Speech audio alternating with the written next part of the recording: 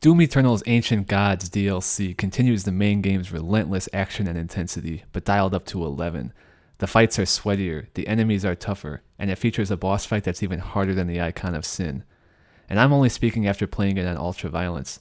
I haven't yet prepared myself to even consider trying it on Nightmare. I think I have to take up meditation first. Just like the main game, every level in this DLC is sick. I found ranking them to be quite the challenge, much harder than ranking the levels of the main game. Each of the two parts gave off a different vibe. One of the two I believe was better overall, and you'll probably see that from my rankings. After the ranking, I'll compare each part to each other and to the main game itself. Let's get into it. Coming in at number 7 is the Dark Lord.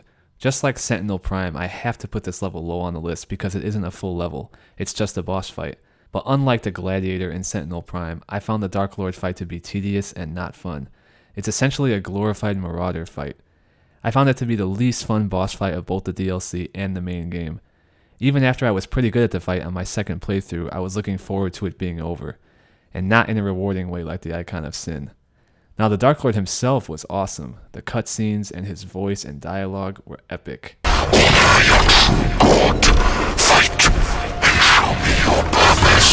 The setting and backdrop changes were also great.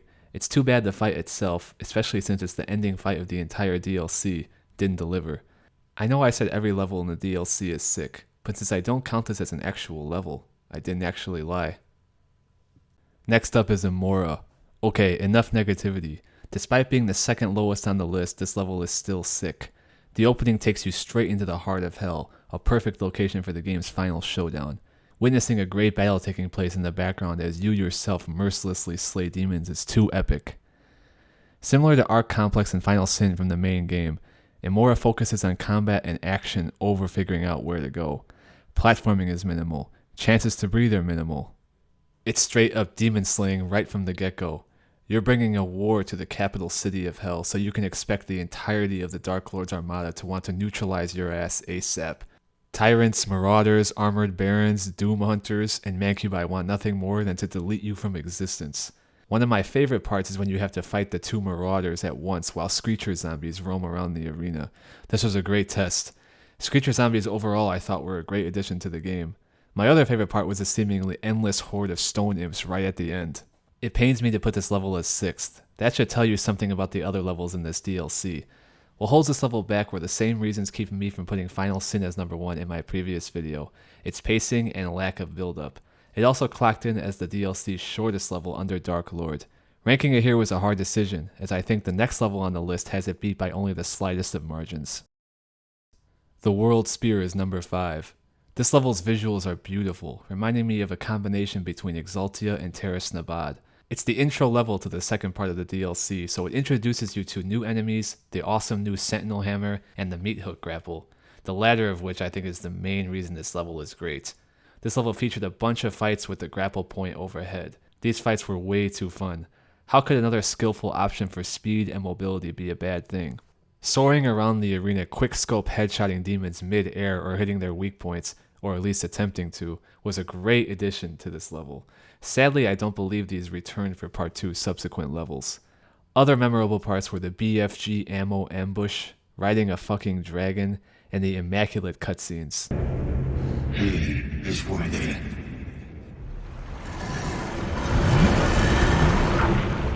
The World Spear felt long, despite clocking in at around the usual hour mark. I think this was because of the multiple parts and cutscenes. All in all, the World Spear was a fantastic level, though its setting and visuals didn't feel super unique, and if it weren't for the Meat Hook grapple fights, I think I would have had to place it behind Immora. Coming in at number 4 is the Holt, what I believe to be the hardest level in both the DLC and the main game, and it's really not even close. The level starts off fairly lackluster. You're back in Urdak, but a much lesser version of Urdak, as I felt the visuals here didn't come close to matching those from the main game. Anyway, the level starts off fairly standard, just executing hundreds of demons per usual. But soon you're faced with your first real test, the part with the electrified platforms. Oh boy, this was tough. Carefully avoiding contact with the walls while a spirit-possessed Hell Knight relentlessly hunts you certainly puts you to the test. And that's not to mention the other demons. Then came the Invisible Pinky room. This was just absolute insanity, pure balls to the wall action. At one point I screamed at my TV, how the hell am I supposed to do this? But even though I was getting straight up waxed, I couldn't help but feel this is what this game is all about. These are precisely the fights you want from this game. And then, the boss fights. My god. On my first playthrough, I was nearly convinced this fight was not possible for a human being. The first phase isn't so bad. The second phase is tough, forcing you to confront a possessed Hell Knight and Mancubus at the same time. But still, this feels almost like child's play compared to the final phase, which pits you against a possessed Pain Elemental and Dread Knight. This fight was insanely difficult, but I would definitely rate it highly among the game's boss fights. Overall, the Holt is a solid level that will be best known for its extreme difficulty, but perhaps weaker visuals and lackluster time in between fights. Several memorable fights and an extreme boss fight carry it to number 4. Kicking off the top 3 is Reclaimed Earth, the best level of Part 2. This level doesn't do everything well, but everything it does to near perfection. The visuals here are beautiful. I liked how bright and sunny it was. It almost sounds weird that a Doom level would be bright, green, and sunny, but it's pulled off well. The visuals reminded me of the Outskirts level from Halo 2, one of my all-time favorite games.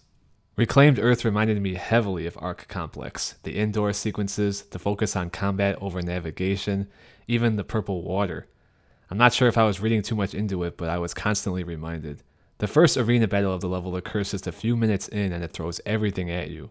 Then comes a brutal escalation encounter with marauders, spirits, cursed prowlers, stone imps, gold-shielded riot soldiers, pinkies, pain elementals, and pretty much every other demon that exists in the game.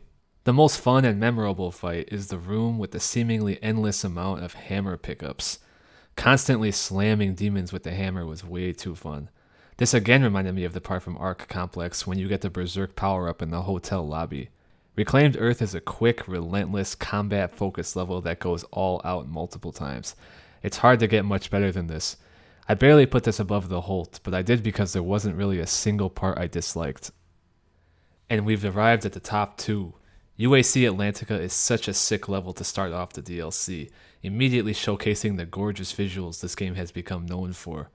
I keep thinking they're running out of settings. We've had Arctic bases, the heaven-like Urdak, Hell itself, the sunny and green Reclaimed Earth, the dark and ominous Doom Hunter base fortress, and now we're in the middle of an ocean with a brutal storm raging in the background. It's too good.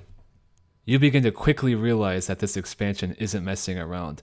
The game does not welcome you back with easy fights. It says hello with back-breaking punishment. The setting changes slightly when the base collapses, making it even more metal. Now you're in the middle of an ocean on a base that's filled with demons, and it's sinking and on fire. I like the underwater parts despite not liking them in the main game. Maybe my tastes have changed, but in my defense, the previous swimming parts didn't have sharks. The level's final few fights were the best. Fighting the tyrant in the narrow hallway was brutally hard, and the final arena fight was a great finale. UAC Atlantica is a level with few flaws. Yes, some might be turned off by the underwater parts, but the level's setting, epic feel, and combat brings it to number 2. The Blood Swamps is the best level of Doom Eternal's Ancient Gods. This level is haunting and bleak. It's eerie and it's chilling.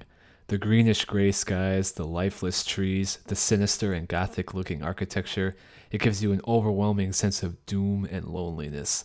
And any level that can accomplish such a feat I have to put at number 1. The Blood Swamps could even be made into its own horror movie. But it's not just the visuals. This level had a plethora of legendary moments. First was the trek and battle through the fog. How can we make the game harder, asked the devs. Let's make it so the player can barely see. And another was the dog part. The small mini arenas centered around the beacons made for some awesome visuals and fights. And finally, I have to mention the boss fight. Now, maybe I've become biased about this level overall, but I thought the Trials of Malagog fight was great. It had sick visuals, required quick thinking and aiming, and really forced you to move. Although it was much easier than the Seraphim fight, it still took high skill, while avoiding the tediousness of the Dark Lord. The Blood Swamps has virtually no weaknesses. Even though there are quite a few great levels in this DLC, this in my opinion is the clear winner. And now for my overall review. First I want to talk about the few cons of the DLC so I don't end this video on a bad note.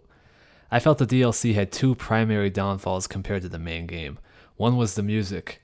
The music of levels like Mars Core, Doom Hunter Base, and Urdak is just as iconic in my mind as these levels are themselves. I didn't feel this in the DLC. The music never stood out to me. The absence of Mick Gordon was certainly felt. The other was a lesser emphasis on secrets, especially in Part 2. I loved exploring and searching for the secrets in each level of the main game. Levels like Terrace Nabad had such depth. You could spend hours on a level and still be missing things. I missed this in the DLC. When comparing the two parts to each other, I think I have to give Part 1 the edge. All 3 levels felt complete and full length, whereas Part 2's levels felt a bit shorter. With secret encounters, Slayer Gates, and runes, Part 1 also had a greater emphasis on secrets and exploring. I'm not sure why they decided to de-emphasize secrets in Part 2. Was it rushed? But honestly, these complaints are minor. Doom Eternal's main game just spoiled me. Overall, the Ancient Gods DLC is an extremely worthy follow-up to Doom Eternal. It matched the main game's scale and visuals, it ramped up the game's action, violence, and intensity even further. We got 3 new boss fights, 2 of which I think were better, or at least on par with the game's previous boss fights. The Sentinel Hammer was a spectacular addition. I found it to be superior to the Crucible, as not having to equip it made it feel much more fluid and natural. It's also so Doom. Jumping in the air and slamming the ground with an epic hammer that creates a shockwave that wrecks all nearby enemies? I mean, come on, you feel like a total boss. The Meat-Hook grapple added another layer to the game's platforming and fights. The Spirit was an extremely challenging yet awesome new enemy, and Screecher zombies as well were a great addition. If there's ever an Ancient Gods Part 3 or any other expansion, I'll be among the first to download. I will always love this game. So that's it for my ranking and review of Doom Eternal's Ancient Gods DLC. I hope you enjoyed. If you disagree with anything, feel free to comment. It's been exactly a year since my first video. Let's see if I can upload more than 1 video a year from now on. I have a few more video ideas in mind, some of which aren't Doom related, so we will see what happens. Until next time.